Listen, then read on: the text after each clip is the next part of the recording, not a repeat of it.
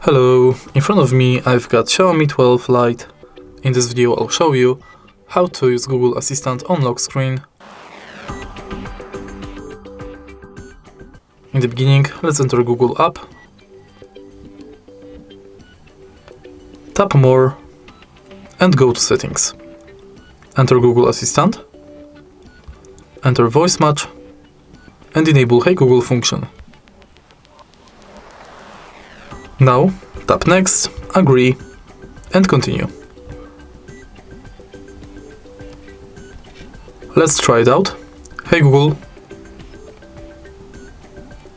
Hey Google. Sometimes you'll have to retrain the voice model.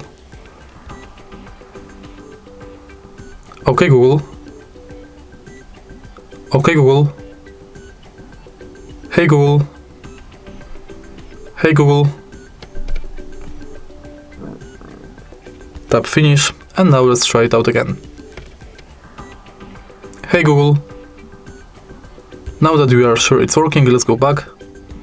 Enter lock screen and also make sure that this function is enabled.